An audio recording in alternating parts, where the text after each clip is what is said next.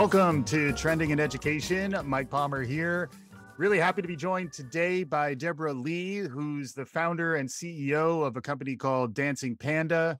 I met Deborah at EdTech Week here in New York, which was a fun outing. And as a benefit, I was able to meet folks who I'm now talking to on the podcast. Deborah, welcome to Trending in Education. Thank you so much. So happy to be here. And thanks for inviting me. Absolutely. And you have an interesting story to tell. We always like to kick things off by hearing our guests' origin stories in their own words. Let us know how you got to this point in your professional life. Yeah, happy to share.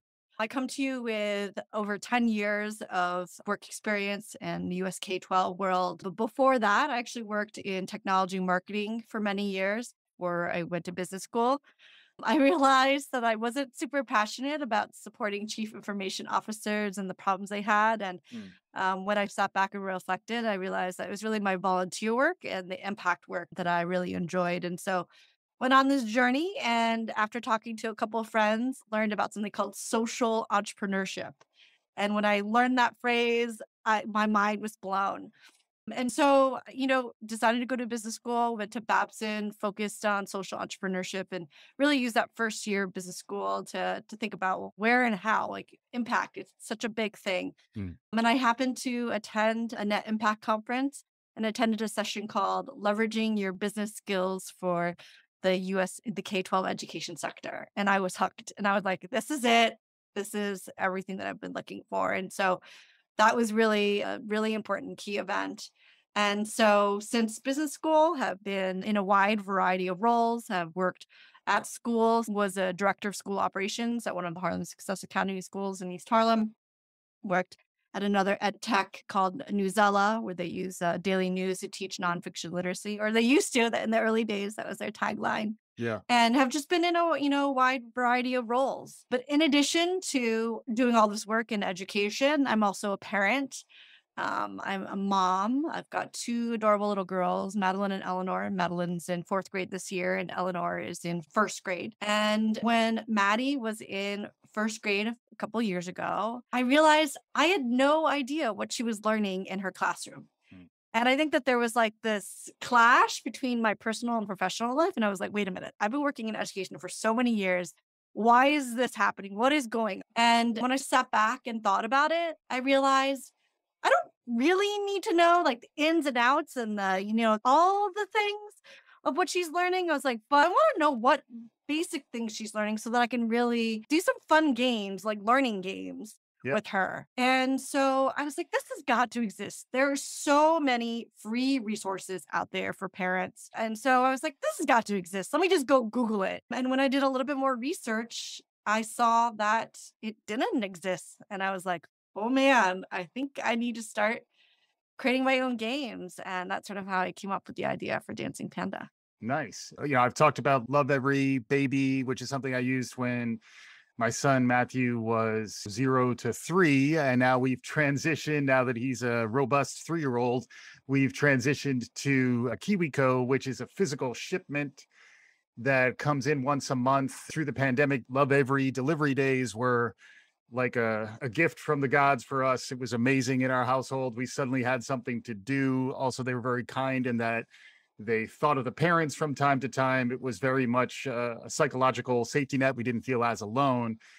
You're in a similar space, but the delivery mode is a little different. Can you describe what people get when they sign up for Dancing Panda? Yeah, sure. So I'd like to say that we're like a digital version of KiwiCo. Parents get weekly text messages, and they get sent a little message and a link that goes right to our website, and you get little activities that you can do with your child. So right now, I'm really experimenting with the types of activities, but we have two main ones that I'm working with right now, hoping to add others in the future.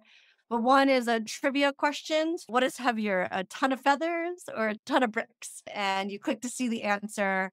What makes Dancing Panda special is that each activity has sort of what I call learning connection section, which just talks a little bit about what exactly are you learning? Yeah, there's a lot of fun, and it's fun to try and guess what the answer is, but breaking it down a little bit. Is this science? Is this math? What is this? And so the parents can really quickly see, oh, this is actually really educational. It is really fun.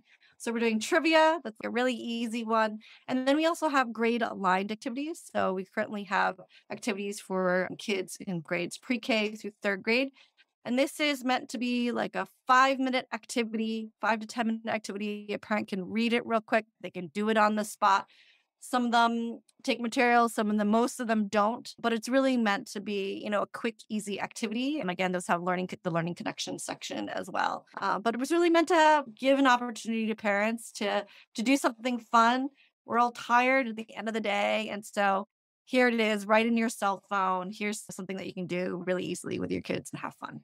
Yeah, absolutely. And parents have been a topic that's come up a lot on this podcast over the last few years, in particular, since the pandemic hit, school became something that was delivered from home. Parents became much more closely acquainted, at least in the early days of the pandemic, around what's actually going on. And then on top of that, there's been a lot of questions around parents' voice and connecting with parents. There's been a lot of talk about school boards and Mhm. how we engage and really build trust back into the relationship between parents and their children's education.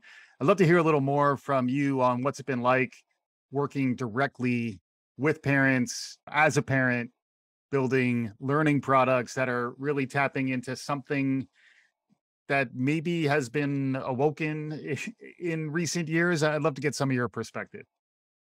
Yeah, I think definitely most certainly the pandemic, it was interesting. I initially came up with the idea pre-pandemic, but if anything, the pandemic was a good thing. I'm probably the only person who's going to say that. The good thing for Dancing Panda, because you're exactly right. There was an awareness. I found that I was not the only parent.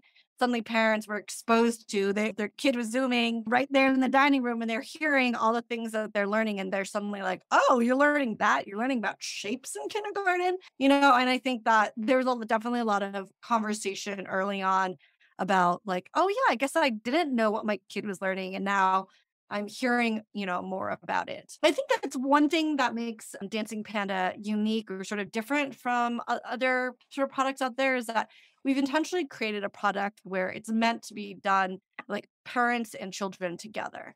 I'm a consumer of Khan Academy Kids, like the Yeah. app, right? We've all been there. We give an app, iPad or phone to our kid. They go and play with it. I mean, there's tons of great apps that are out there like that. But we're doing something a little bit different, and we're intentionally creating activities that you are supposed to be doing together as a family. I've got this one family that loves Dancing Panda, and actually, their high schooler was an intern of mine. And as part of his onboarding process, I said, "Hey, do you have any, 5-year-olds in your life that you could go and test out Dancing Panda with?" And he said, "Oh, well, I actually have my little brother. He's 5 years old." And so as a family, they started doing Dancing Panda and they're now one of my favorite. They love Dancing Panda. They're one of my favorite customers. And they do Dancing Panda together as a family at the dinner table. So you can just imagine mom and dad, the 5-year-old and the high schoolers doing Dancing Panda activities. I just thought that is so special. And I wish that there could be more of that happening. Yeah, absolutely. For me, having just endured our first family road trip, it was delightful. But there are long stretches in there where you're trying to think of what can I actually do just to engage. And it does remind me of the value prop of the KiwiCo and Love Every, is that an emotional level, parenting can feel very isolated and separate from all the other activities. And you're responsible for a lot of hours. School is 6, 8 hours a day tops, and not to mention holidays and weekends. How do you bridge out of that time and still feel like you're doing something useful and positive for your kid? And then at the same time, the name is Dancing Panda. You've talked about fun. I'm a big fan of what I like to call flirting, mixing in a little bit of fun, mixing some entertainment value, some joy to the learning experience. Again, as a parent of a 3-year-old, it's still front and center. But I do feel like there's a tension over time. And in some ways, we lose the ability to have fun while we learn. Can you talk a little bit about how the entertainment value and the joyful element of some of this interacts with some of the more curricular learning aligned components of what you're doing? Yeah, absolutely. And I think that trying to do something fun is the most important thing. And I think kids can smell it a mile away. And, I see that, like, as a parent, especially when you're like on a road trip, you have your arsenal of things that you're going to do, right? Yeah. You have the snacks, you've got the podcasts, you've Yeah. got the coloring books. And so Dancing Panda is, one of those things. I think that you're right, that there is a balance to sort of strike between having fun and learning. And I think that as a parent, I think what's sort of tricky on both fronts is, especially as working parents, you're just tired at the end of the day. Mhm. There's a, lack of creativity, but lack of time. I don't want to spend my time researching and becoming an expert on first grade learning topics. And then also on the same time, am I Googling like fun summer activities to do on a day off or like fall activities? Yeah, I was doing that just yesterday. Indigenous People Day just happened. And so yeah, I was looking for things to do. And I think that trying to provide opportunities and ideas for parents to be able to have both, I think has been really something top of mind for me. The second thing that I'll mention is that I created Dancing Panda for myself, for my family, for my friends, for families really across the nation. And like Maddie and Ellie, they're like my number one testers. And so, literally, when I read a new activity that a curriculum writer has proposed or has written, I literally think to myself, would I do this with Maddie and Ellie? Would they find this fun? Would Mm. they find it boring? And I most certainly have given that feedback, being like, I'm really sorry, but this, like, what is the point of this? I've given that feedback because, I think that there's a certain je ne sais quoi, I don't know, that I can't like articulate. It's like a gut feeling of whether or not. And, as parents, your kids the best. What's going to be fun? What are they going to be engaging on? And so really our goal is to like send people a whole bunch of different activities. And one mom who was like, my kid loves anything to do with music. And sometimes it's not just with music activities, but we've got English and math and science. And sometimes we sort of weave in music into all the different kinds of activities. And so I'm like, well, great. Here are all the music activities, like go to town on that. And she'll have fun and they'll do it together. And she won't even know that she's learning because they're having fun singing together or doing whatever it is in the activity. Yeah, I've heard it described as stealth learning. It sneaks up on you. You're just doing something enjoyable. And or in the case of my son, it's anything having to do with cars. Near our apartment, there's a parking lot with 6 spaces in it. So he understands how to add up to 6 in all sorts of ways. The problem is we're going to have to get more parking spaces added to improve his addition skills. And then what about the role of the educators and what happens in the classroom? Is that strategically something you're thinking about, where lots of times K-12 products really work best when they're integrated and aligned with what's happening in a more formal school setting? How are you thinking about that side of things? Yeah, absolutely. So Dancing Panda right now is we're intentionally providing a product to families and to parents and caregivers. I mentioned earlier the learning connection section. Something that we do in that learning connection section is highlight concepts or skills that kids are learning. And so you'll see over time, oh, here's another English language arts activity, and they're talking about phonemic awareness, and that's underlined. And so the goal is then if you were to look at the whole list of like first grade activities, you would see multiple concepts, lots of activities around the same idea. And my hope and dream is this, like the bigger picture is that a parent might notice, hey, I did this activity and they were like not into it or like wasn't feeling it. Oh, I noticed this around like phonemic awareness. Let me go look up what that is.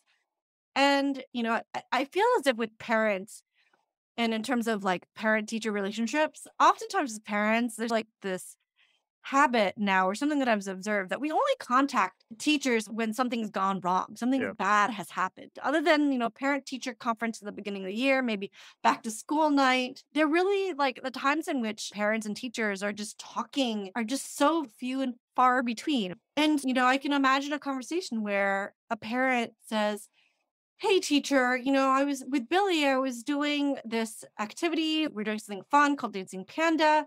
We were doing something around phonemic awareness and he wasn't like getting it. And so that is almost like a conversation starter, a way, an inroad to talking to a teacher. And I feel like with teachers, and I really had a career of like, how can I make teachers' lives more easy? Yeah. And I think that like teachers are hungry for additional information about how their students are doing. Mm. And I feel like there's such an untapped resource. Parents know their kids the best. And there's this mentality that like parents can't be teachers or don't have the skill set. And I'm in no way, Dancing Panda is not meant to replace teachers at all. But I think that there's something there in terms of helping to foster the parent teacher relationship and communication and build that bridge. And that's something that I really hope to do more of, sort of laying the foundation for right now with Dancing Panda. Yeah, it does feel like just getting the conversation started is difficult. I'm analogizing it now to dietary restrictions where like the amount of attention to food allergies and all that kind of stuff is great in that it's a starting place, but it's also you're just talking about avoiding negative situations. You're not really talking about what strengths do my kids have. Fortunately, my Matthew's preschool, they are asking what is he interested in. So, we obviously said cars and Paw Patrol. Is a large 3-year-old boy isn't in the cars and Paw Patrol. He is 3. It is what happens. But if that could evolve into something a little more substantive, and then you are Yeah. talking about, pre-K through 3rd grade, which as I'm doing more research and, as my son's getting older, that is really a critical window for literacy and basic skilling that really equips you for the rest of your educational journey. Can you talk a bit about why you're focused on this age range? I imagine it's also, your daughters are this age, but can you describe, why it's important and why you're focused there? Yeah, absolutely. So it's so funny that you say, yeah, 100%. The reason why I started out with 2nd grade, because that's where Maddie was. It reminds me of the founders of KIP. Like, why did you start KIP in 5th grade? That's the grade that we were teaching. It's a similar kind of thing. Yeah. But as I did more research and I launched Dancing Panda during the pandemic, and one of the lessons learned from the pandemic was that there was a huge jump in the use of EdTech in classrooms and at home during the pandemic. But the age group that still really struggled and didn't benefit from EdTech was pre-K to 2nd grade. Really, what I think are, what we call the pre-readers. And these little guys, they can't read. They don't know how to read. They're hungry for learning. That's what I remember when I was little. I was like begging for homework because I thought it would be cool to be a big kid. They're just hungry for information and knowledge, but they're dependent on the grown-ups. And so, with this togetherness that I mentioned before and this particular age group, I think there's a special sauce that's sort of in there that I think that's really special. Yeah. Yeah. And then the other piece that we hear a lot about is social emotional learning. That is very much central to the pre-K curriculum. How do you work okay together in groups? Reflecting on what it's like to be a parent, that's 80-90% of what I feel like I can impart to my son at this point.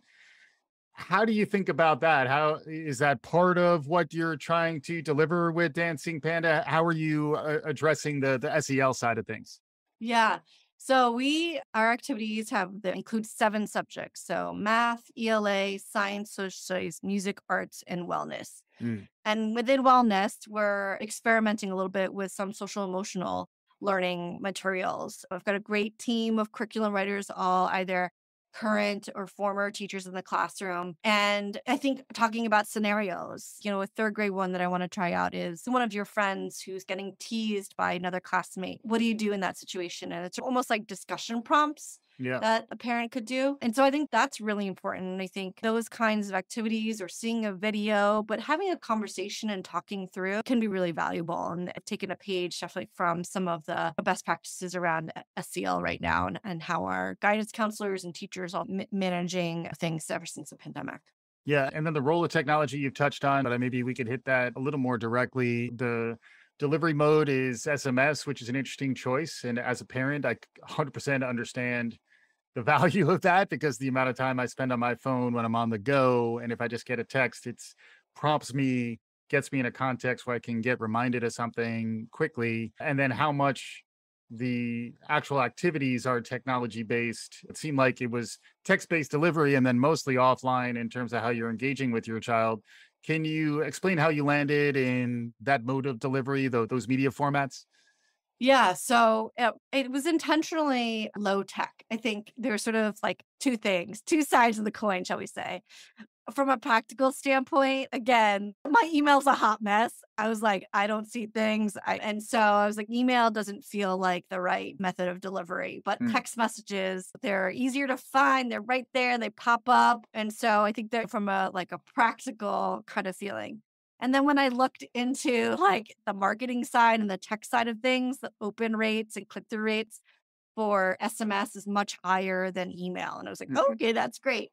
And then the last piece that I was thinking about was really who is Dancing Panda for? And something that's been really important to me is that something I'm really passionate about is making sure that everyone, all children, no matter where they live, the color of their skin, who they are, they have access to high quality educational resources. And when looking at low income families and urban families and rural families, wanted to figure out and think through what's the greatest way to deliver things. And I think text messaging was at the top of the list. There's something like 98% of people have access to text messages and can get things. And I think that will evolve over time, as I talk to more users and do more focus groups. But I think definitely there is intentionality from the get go around SMS from the start.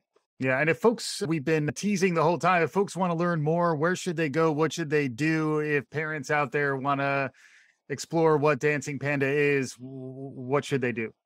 Yeah, go to our website. It's www.dancingpanda.com. There's a sample activity right at the front, and there's a free learning program that you can do as well. That's you can click right from the homepage. And so we welcome folks to participate and get Dancing Panda for 2 months. And would love to hear how it is. So definitely, don't hesitate to contact us and give us some feedback or just text us right back and just let us know what you think of the activities. Yeah. And the related point, I guess, is as a parent, connecting with other parents has been a big deal. Just getting started now with that, but it's becoming a bigger deal where that's like your peer group, that's your support group, that's who you can bounce ideas off of. How are you thinking about tapping into a community of parents and families who can learn from each other as much as they're learning from you? Yeah, Michael, you're like getting right into my brain. I am actually the former director, the founding director of community at Newsela, and creating community and creating that kind of environment, supportive environment, collaborative environment, I think is really important. And I am involved and participate in quite a number of parent communities. And so longer term, I have plans where I would like to create, a parent community sharing how are parents using it, how are parents using Dancing Panda activities, how are they tweaking it, how are they changing it. I was one activity that was like called Antonym Act Out, where kids need to like it's almost like charades, but they realized the family wanted to do it with verbs. They wanted to do it with nouns. They like took it to the next level. Yeah. And that's the kind of thing where I'm a big fan of teaching someone to fish rather than giving them to fish. And so, want to be able to foster a community to be able to share some of those best practices and how people are doing it. Right now, the community doesn't really exist, but it's something that I hope to do in the future, most certainly. I could see the equivalent of Minecraft boards being built, user generated content, you name it. And once you engage in the creative power of the community out there, and as you mentioned, you were able to tap into that in Newsela. So it'll be really interesting to see how to bring that to parents. I'm getting a lot of solicitation from the PTA right now, and it's not quite landing where I want it to go. So I think there is an unmet need out there. We're getting closer to time here, Deborah. It's been a great conversation so far. I always like to ask my guests outside of what we talked about, what are you noticing in the world around us? Anything else capturing your imagination? Anything else you're noticing that our listeners might benefit from? Yeah, I think what's top of mind for me actually just posted about this on my Facebook wall is I just learned that the first Asian American will be on a US currency. So the US Mint will be making quarters with Anna May Wong. And she was an actress, one of the first, very first Asian American actresses. And I was just reading about her history and her impact on Hollywood. And it's really a fascinating story. And so I'm excited to get those quarters in hand and show them to my girls and talk to Yeah. them. As someone who identifies as Chinese American, that's really exciting for me and something that I want to share with my daughters and with other families as well. Yeah. And it sounds like in addition to learning something new, it sounds like that may be the foundation of a dancing panda exercise in the future. I could already envision. Yeah, that's a good point. You got Uh, coins, you got history. Come on, connect the dots. 100%. 100%. Talking about different folks in history, especially with folks with different diverse backgrounds, talking about our Black friends, Latinx friends, etc. So 100% trying to embed, those diverse histories and cultures into Dancing Panda is a priority as well. Awesome. And as we conclude here, Deborah, we always love to give guests a chance for concluding thoughts, just to sum up some takeaways for our listeners. If there's any way to summarize what we've just talked about and give folks something to think about as they move on to the rest of their lives, platform is yours. Take it wherever you want to go.